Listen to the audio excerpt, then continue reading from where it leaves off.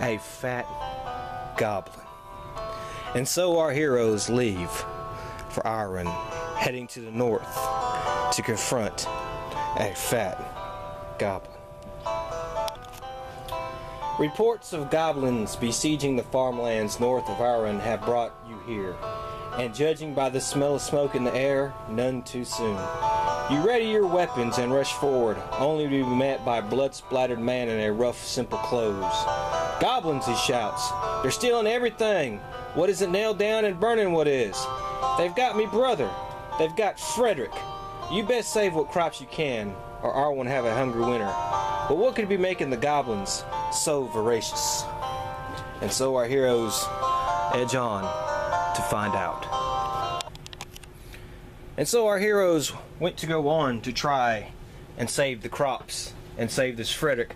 But before they could even move 2 spaces, they were met by flesh molders, a row of them. Averick Albright went first, but before he could do anything, the ground shaked.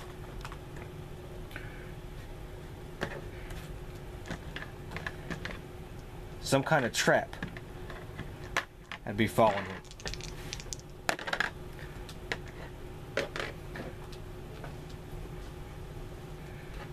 And it was a web trap. And also as well, Jane Fairwood would become affected. But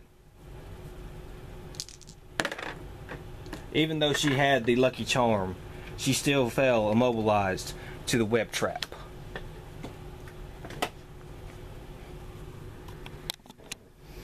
Even though he was immobilized from the web, that didn't stop Averick Albright from attacking one of the flesh molders in front of him.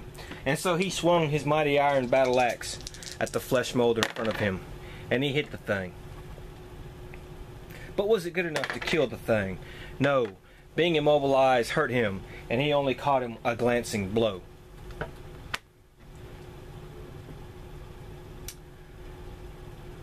Jaina Fairwood, not having any weapon that can reach the distance, could do nothing but watch. But Grisbin the Thirsty could move, and so he attempted to move, but before he did, there was a feeling of something hitting his foot. It was a tripwire, but Grisbin was lucky. He was lucky enough to detect it, and so Grisbin was able to move past the tripwire, spinning a little of his fatigue. And so Grisbin swung with his great chipped axe at the flesh molder in front of him, and he hit the creature. The flesh molder taking a wound too great for it to bear, so he fell dead to the ground. And Grisbin turned to the flesh molder next to him, and he too swung his great axe at it and hit it. And it too almost was consumed, but barely alive. It was still standing. That left only Leoric of the book. What could he do? Well, he too would spend some fatigue and move to attack the flesh molders there. And so with his newly found staff of light that he had found, that was given to him by Sir Paulin, and the cleric Cardinal Koth, a magical weapon, he held it up in the air and beams shot out from it, and he shot at the flesh molder in front of him, and he hit the creature, and the flesh molder fell over dead. He turned to the one next to him and he pointed the staff at him as well, and this time he hit it too, and that flesh molder fell dead as well, just leaving one to confront them. But wait, there was a noise in the background. there was this flesh molder sneaking up from behind them. Reinforcements were coming, and a bunch of other things were afoot. In the distance, the heroes can hear the goblins burning and stealing the crops, but the flesh molders were there in front of them, and one of the flesh molders attacked Averick Albright.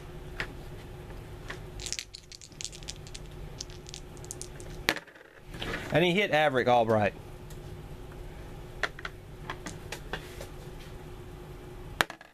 And Averick was unable to fend off the blow, and so he took a good solid hit. The other flesh molder had snuck up behind Jane Fairwood, who was still immobilized and trying to get out of the web, and it came up behind her. And it struck her.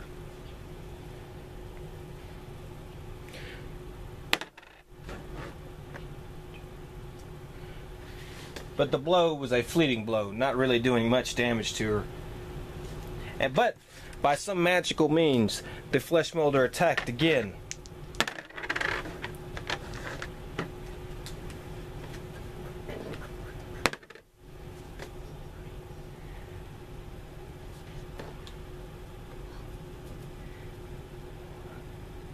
This time the blow met its mark, and Jane took a good bit of damage. And so the heroes, what could they do? They had to fight back. But now, free from their immobilization, the heroes decided it was time to strike back. And Averick, now free from his immobilization, swung his great iron battle axe at the master flesh molder in front of him. And he hit the creature. He wounded it good, but not enough to kill it.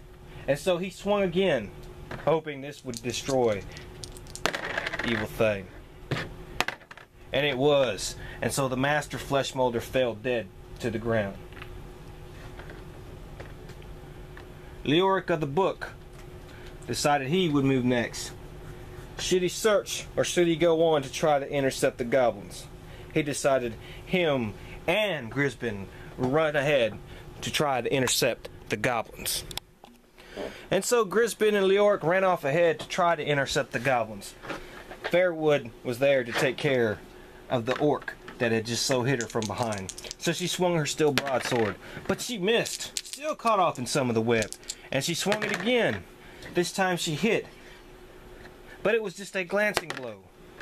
But she was able to stick the blade in a little deep this time. And so that was good enough to kill the flesh molder. And now it was time for the enemies of the heroes to make their move. Quicker than the eye could count, the goblins seized crops. One of the goblins had even managed to seize a crop and somehow, possibly with the aid of magic, run off to the cave. And one moved in front of Leoric and tried to shoot him with an arrow.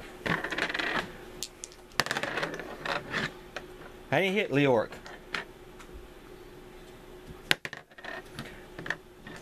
But the arrow only did a glancing blow.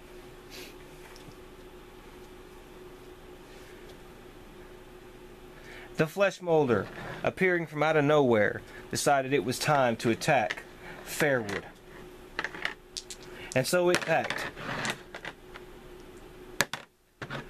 raising up her shield.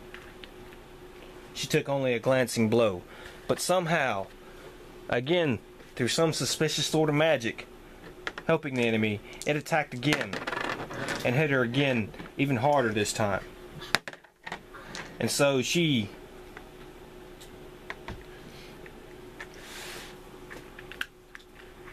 took some more damage. Now, the wounds were starting to get to her.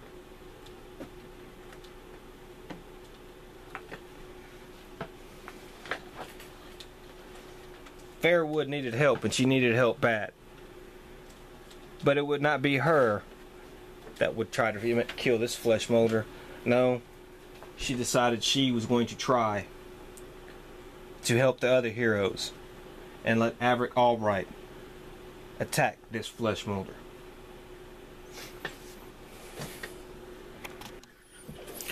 And so Jaina raced ahead to help the other two heroes, while Averick stayed behind and tried to end the life of this flesh molder. And he hit the flesh molder, but the flesh molder was able to successfully defend against the attack and only take a glancing blow. So Averick tried again, and this time the final blow failed the flesh molder.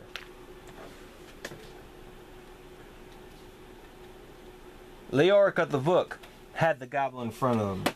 He had one to his side that was holding some crops. He decided he would try to take out some of these evil goblins, starting with the one in front of him. And so he attacked with his new magical staff. And he hit the goblin.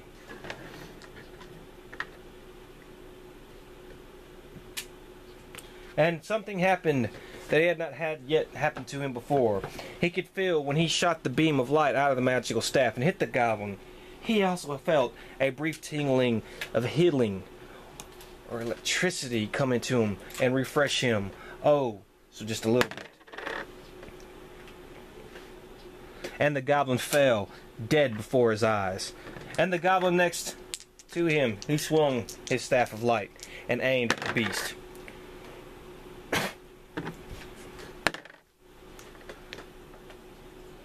And that goblin too fell dead to the ground, leaving behind a pile of crops. And so Grisbin the Thirsty, it was up to him to decide what he should do.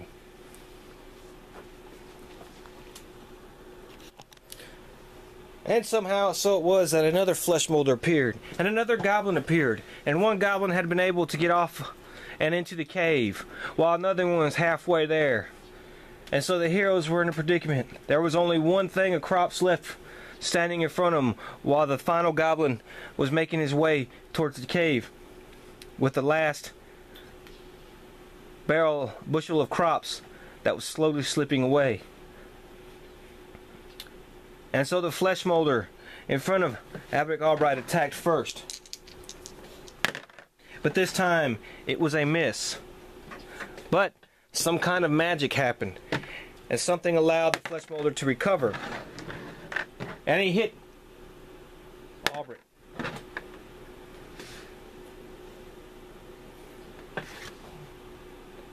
And Albright took a little damage. There was a goblin standing in front of Leoric a few paces away. He shot an arrow at Leoric.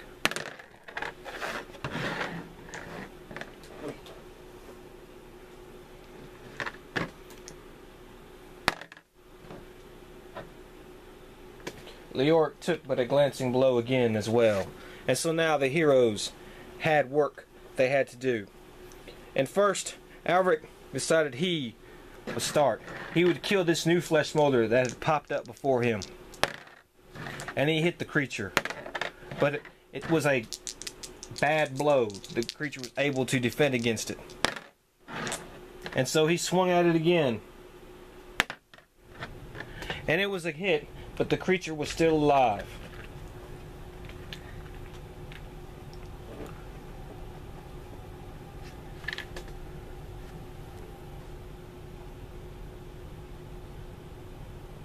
Leoric thought, could he catch the goblin that had ran around the corner?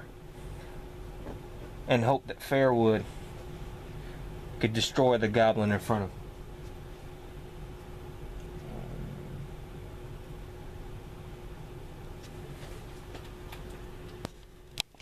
Fairwood, being the faster of the two, decided she would catch the goblin that would try to escape.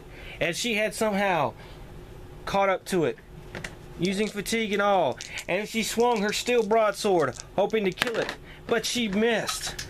And now it looked like things were going downhill. Leoric took his staff of light and aimed it at the goblin in front of him. He hit the goblin, but the goblin was able to defend, and so he did it again, this time killing the goblin. Grisbin the Thirsty decided he would try to take one of the crops and store it in the storage. But before he could move, something hit his foot.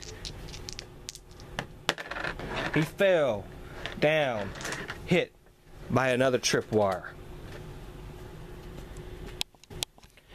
And so the goblin escaped, taking the third bundle of crops with it. A new goblin appeared, a master one, and it appeared before Leoric. And another flesh molder appeared, and they too teamed up, the two flesh molders, to try to take out Albric.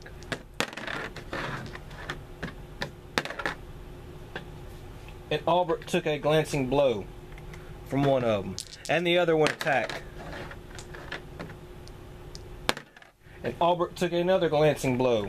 The wounds were starting to pile up. And so now the heroes would have their turn.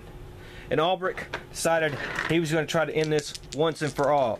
So he swung his battle axe and hit the flesh molder and killed it. He would swing again, hoping to kill the other one. But it was just a minor blow. Leoric shot his beam of light at the master goblin.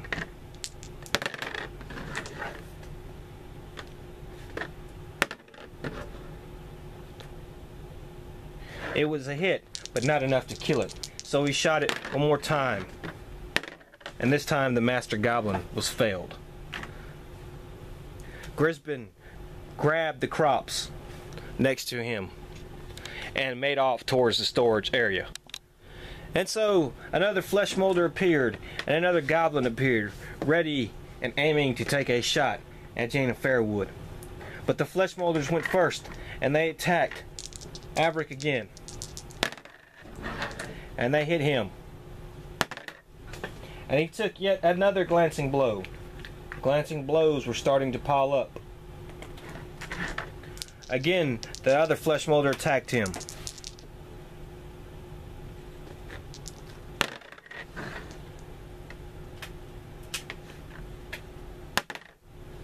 And again, another glancing blow. But some kind of magic happened. Something unexpected. The goblin immediately attacked, even though it did not seem it could. And it shot at Fairwood. And it hit her. And she was able to block it somehow. But it shot again, quick, with a new arrow. And Fairwood was unable to block it. And she fell unconscious to the ground. And so it was the hero's turn. And immediately Grisbin the Thirsty stored the final crop. And the goblins and flesh molders retreated. They were going to have to go further on. The blood-splattered farmer staggered forward again.